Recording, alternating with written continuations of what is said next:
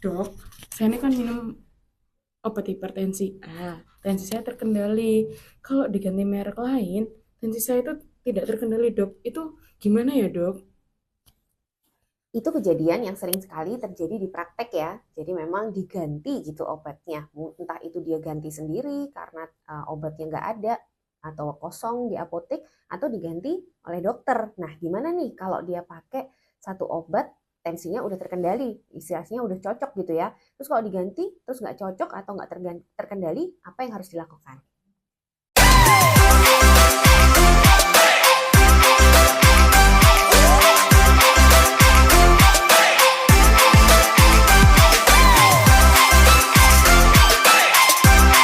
Halo Nevrofriends, ketemu lagi. Nah, tadi berdasarkan pertanyaan pasien seperti itu, memang harus dievaluasi dulu ya, karena ada dua kemungkinan. Jadi yang pertama, memang kemungkinannya pasien ini ganti sendiri obatnya dengan merek lain, mungkin karena tidak tersedia di apotek yang ada di daerahnya. Kadang-kadang kan ada ya obat yang habis gitu. Atau misalnya isinya sama, tapi ganti merek, yaitu pengaruh dari atau masalah ketersediaan. Tapi yang kemungkinan kedua ini mungkin diganti gitu sama dokternya dengan banyak alasan. Nah, gimana kalau seperti ini?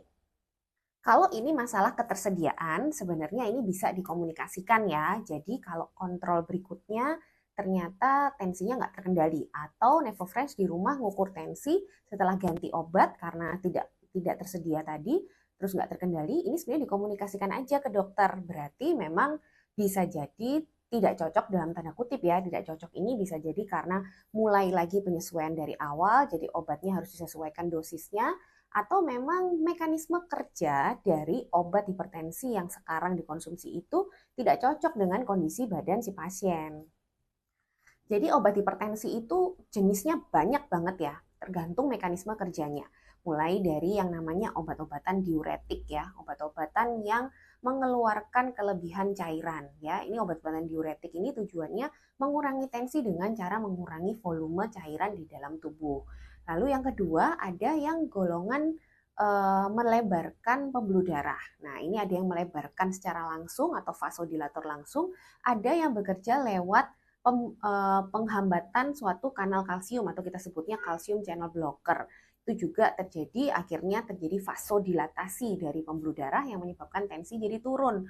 Lalu ada juga yang bekerja di sistem renin angiotensin aldosteron. Dengan menghambat sistem itu akan terjadi pengaturan kompleks dari hormon di dalam tubuh yaitu renin, angiotensin dan aldosteron yang akhirnya konsekuensinya adalah menurunkan tensi. Ada juga obat-obatan hipertensi yang menurunkan denyut jantung. Karena denyut jantung yang tinggi juga berperan pada peningkatan tensi. Nah, ini tergantung kondisi masing-masing orang. Kalau misalnya diganti obat merek lain dan isinya juga berbeda, mekanisme kerja obatnya berbeda, ya bisa jadi ada yang tidak cocok karena pada kondisi pasien masing-masing tadi banyak sekali mekanisme kerja yang harus disesuaikan dengan kondisi pasien.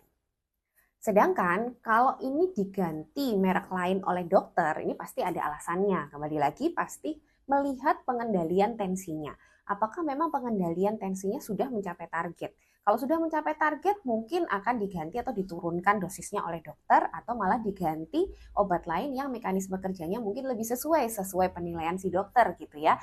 Kalau ini problemnya yaitu diganti oleh dokter sebenarnya nggak masalah kan itu tadi butuh adaptasi lagi jadi mungkin dimulai lagi dari dosis yang lebih kecil kalau nanti kurang ya dosisnya harus dinaikkan tapi kembali lagi pengendalian hipertensi itu tidak hanya obat ya teman-teman Nevrofriends jadi harus selalu dibarengi dengan perubahan gaya hidup yaitu perubahan pola makan pengendalian stres pengendalian tidur pola tidur yang baik sampai olahraga rutin jadi kalau misalnya ganti merek kebetulan juga kayak hidupnya kacau gitu ya, tidak teratur, tidak baik ya nantinya tensi juga jadi nggak terkendali lagi. Jadi faktor-faktor itu semua harus dievaluasi. Pada prinsipnya jika ini memang diganti oleh dokter ya tinggal didiskusikan sama dokter ya Nevrofriends. Tapi kalau ini diganti sendiri dengan masalah ketersediaan dan lain-lain tetap diskusikan dengan dokter. Jadi kalau sebelumnya memang sudah terkendali terus tiba-tiba jadi tidak terkendali, mungkin memang faktor di obatnya. Tapi jangan lupa untuk selalu membarengi dengan gaya hidup sehat.